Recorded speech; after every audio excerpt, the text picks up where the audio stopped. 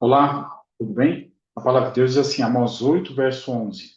Eis que vem dias, diz o Senhor Deus, em que enviarei fome sobre a terra, não de pão, nem sede de água, mas de ouvir as palavras do Senhor.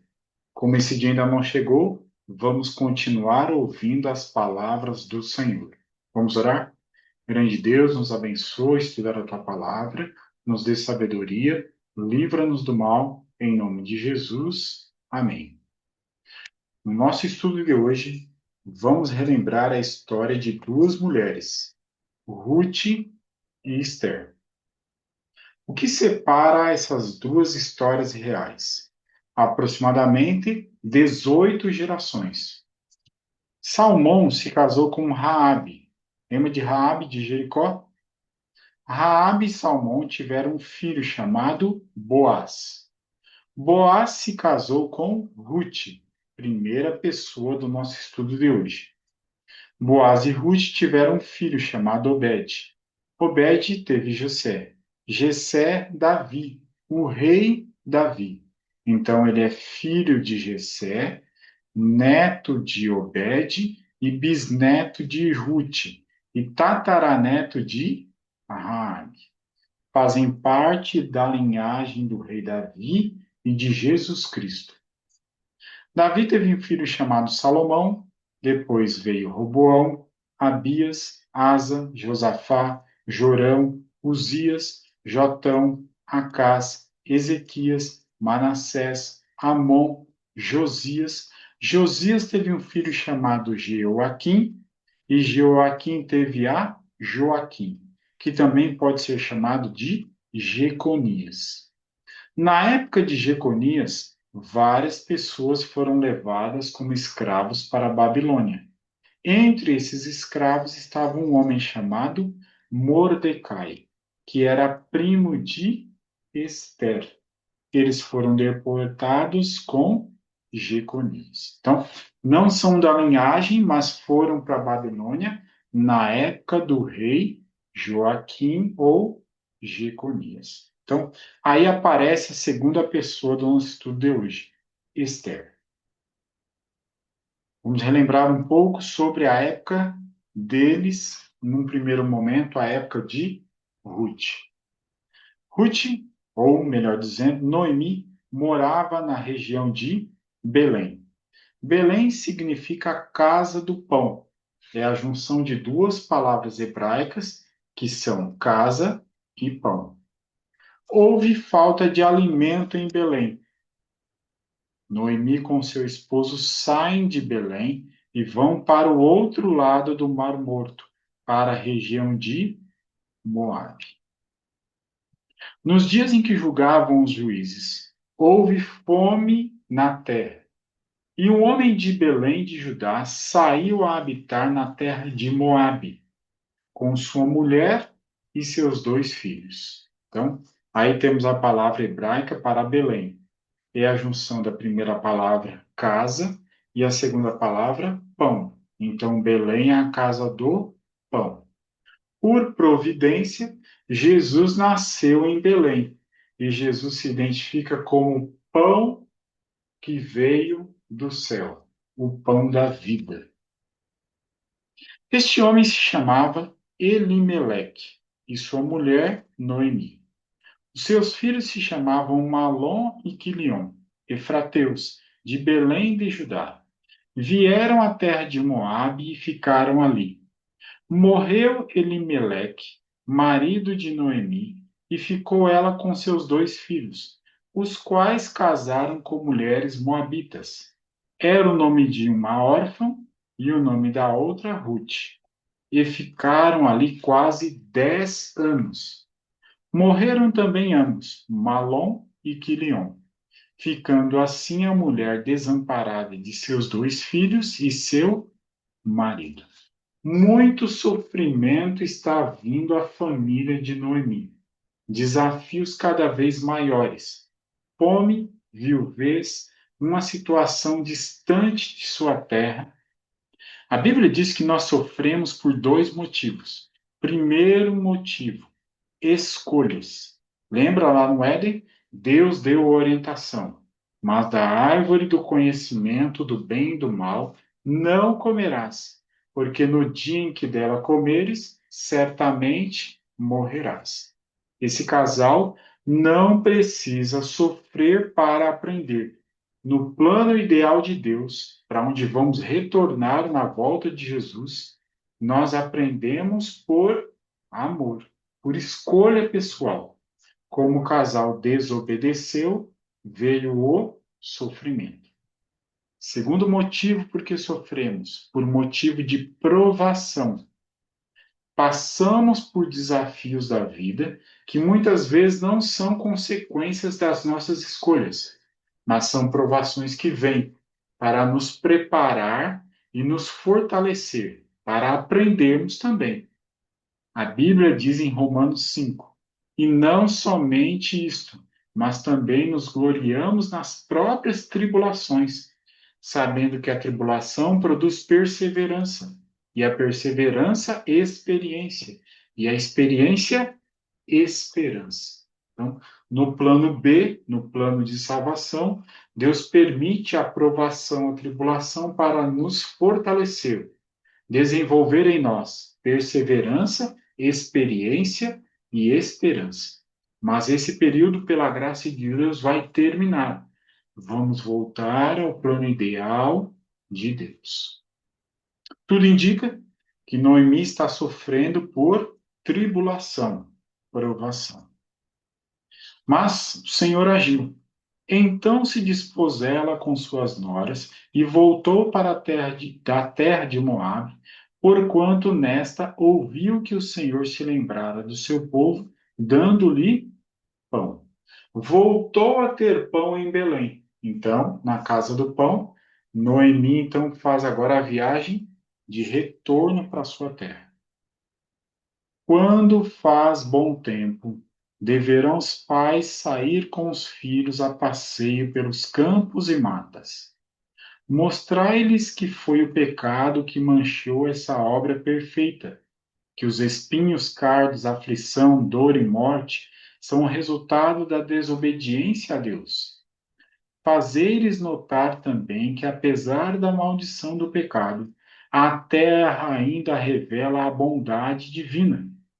Não cai do céu uma só gota de chuva, nem luz incide sobre este mundo ingrato, sem testificar da longanimidade e do amor de Deus.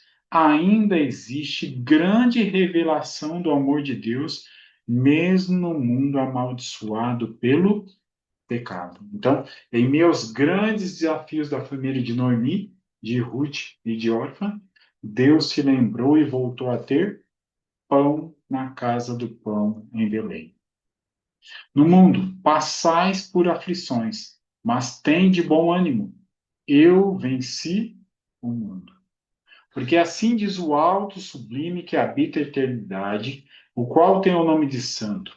Habito no alto e santo lugar. Sim, sou todo-poderoso, sou transcendente, mas também sou imanente. De que forma? Mas habito também com o contrito e abatido de espírito, para vivificar o espírito dos abatidos e vivificar o coração dos contritos. Deus não se esqueceu de nós. Se alguém do seu povo empobrecer e vender alguma parte das suas propriedades, então virá o seu resgatador, seu parente, e resgatará o que seu irmão vendeu. Então, há uma instrução na época de Noemi e Ruth, de que se eles passassem por muita pobreza, se ela viesse a ser viúva, haveria a figura de um parente que iria agir como resgatador. E isso acontece na história de Ruth. Um homem, então, ali se compadece da situação. Ruth, capítulo 2, verso 20, diz: Disse-lhe Noemi: Este homem é nosso parente chegado, e um dentre os nossos resgatadores. Então, Boaz, um homem de propriedades, você viu ali a genealogia, ele agora se compadece de Ruth e a ajuda. Então Boaz disse aos anciãos e a todo o povo: sois hoje testemunhas de que comprei da mão de Noemi tudo que pertencia a Elimelec, a Quilion e a Malom. E também tomo por mulher Ruth, a Moabita, que foi esposa de Malom, para suscitar o nome deste sobre a sua herança, para que este venha não seja exterminado dentre seus irmãos e da porta da sua cidade. Disto sois hoje testemunhas. Então, Boaz, ele age de acordo com a instrução que eles têm naqueles dias, como um resgatador. Ele se compadece. Uma bela ilustração das relações de Cristo para com seu povo encontra-se nas leis dadas a Israel, onde, em virtude da pobreza, um hebreu se via forçado a abrir mão de seu patrimônio e a vender-se como escravo. O dever de resgatá-lo, a eles e à sua herança, recaía no parente mais chegado. Assim, a obra de nos redimir a nós e a nossa herança, perdida por causa do pecado, recai sobre ele, que nos é parente e chegado. Foi para resgatar-nos que ele se tornou nosso parente. O livro de Todas as Nações está falando sobre Jesus Cristo.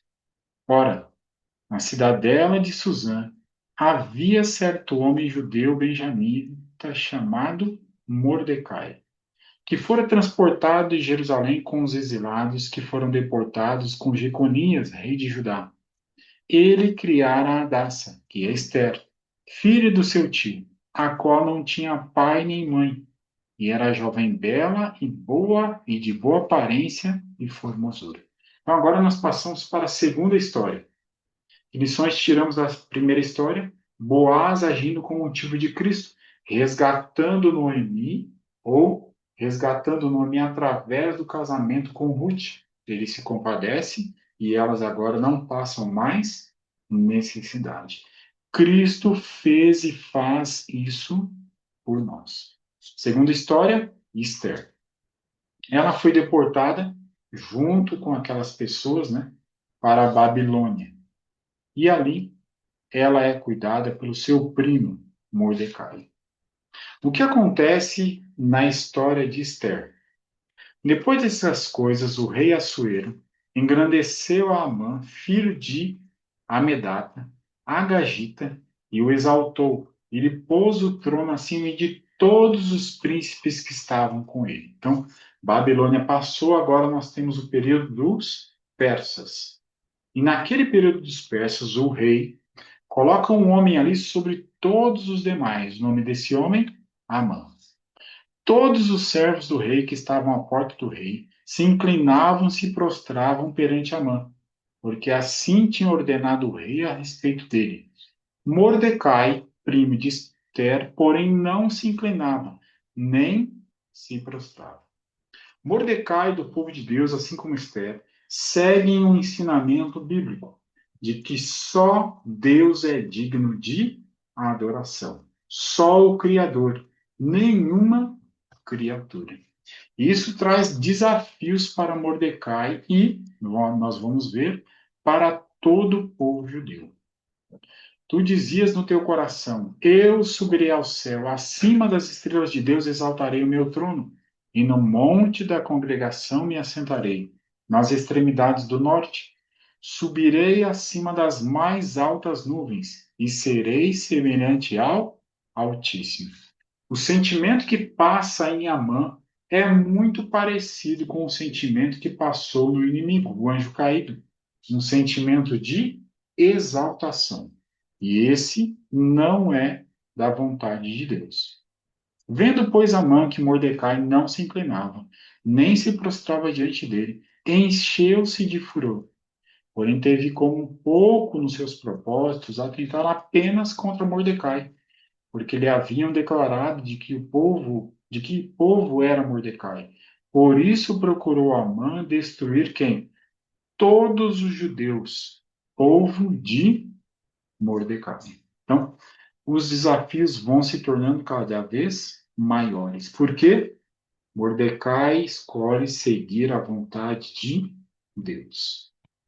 Por intermédio de Amã, o homem inescrupuloso colocado em elevada autoridade na Medopérsia, Satanás operou nesse tempo para contrapor-se aos propósitos de Deus. Amã conspirou no sentido de destruir todos os judeus que havia em todos o reino de Assúria. Então, Satanás está agindo através de alguém que está tendo o mesmo sentimento dele, de exaltação pessoal, para destruir o plano de Deus através do povo de Deus. Isso se parece muito com o que a profecia diz sobre o restante fiel a Deus depois de 1798, já nos momentos finais, no tempo do fim. Lá diz: irou-se o dragão contra a mulher e foi pelejar com os restantes da sua descendência. Quem são eles? Os que guardam os mandamentos de Deus e têm o testemunho de Jesus. A profecia diz que desafios como os dias de Mordecai, perseguido por Amã, se repetem nos fins dos tempos, quando o dragão continua irado com os restantes, que continuam guardando os mandamentos de Deus e tendo o testemunho de Jesus. Mas os que temem a Deus não podem aceitar uma instituição que viole o preceito do Decálogo. Nesse campo será travado o último grande conflito na controvérsia entre a verdade e o erro. Hoje, como nos dias de Esther e Mordecai, o Senhor vindicará sua verdade e seu povo. O povo fiel à palavra de Deus. Ele não aceita nenhuma mudança nos 10 mandamentos. Então, lhes disse Mordecai que respondessem a Esther: não imagines que por estares na casa do rei, só tu escaparás entre todos os judeus. Porque se de todo te calares agora, de outra parte se levantará para os judeus socorro e livramento. Mas tu e a casa de teu pai perecereis. E quem sabe se não para montura como esta é que foste levada a rainha? Mordecai então envia um recado para Esther, que agora já vive no palácio. Foi selecionada para ser a rainha, de que Deus estaria então preparando esse momento para que ela agisse a favor do povo de Deus. Esther então aceita o desafio. Disse Esther que respondessem a Mordecai: vai, ajunta todos os judeus que se acharem em Suzã, e jejuai por mim. Não comais, nem bebais por 3 dias, nem de noite, nem de dia. Eu e as minhas servas também jejuaremos. Depois irei ter com o rei, ainda que é contra a lei. Se perecer, pereci. Esther iria se expor a uma situação, arriscando a própria vida, para agir a favor do povo de Deus. As profecias nos apresentam algo que não deve nos causar medo, deve nos causar felicidade. O Apocalipse diz: bem-aventurados aqueles que leem, aqueles que ouvem as palavras da profecia e guardam as coisas nela escritas, pois o tempo está próximo. E que grandes alegrias mais encontramos no Apocalipse? Lá diz: e lhes enxugará dos olhos toda lágrima, e a morte já não existirá. Já não haverá luto, nem pranto, nem dor, porque as primeiras coisas passaram. Deus agiu através de Esther, a rainha Esther. E os planos de Amã, inimigo do povo de Deus, não se cumpriram. Amã veio a falecer. E agora, o povo de Deus teve permissão não só para continuar o seu culto ao Criador, mas também viver em um ambiente mais seguro do que antes. Deus nos dá a oportunidade hoje. Se confessarmos os nossos pecados, Ele é fiel e justo para nos perdoar os pecados e nos purificar de toda injustiça. Vivemos em tempo de graça. As profecias estão acontecendo e aqueles que estão próximos do Senhor têm a certeza da vitória. Será que há algum pecado que não há perdão? Romanos 5, verso 20 diz assim: mas onde abundou o pecado, superabundou a graça.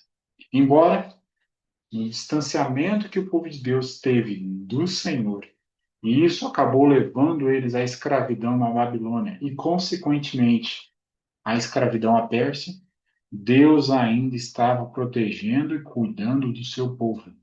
E ali houve, através de Esther, Mordecai, tempo de graça.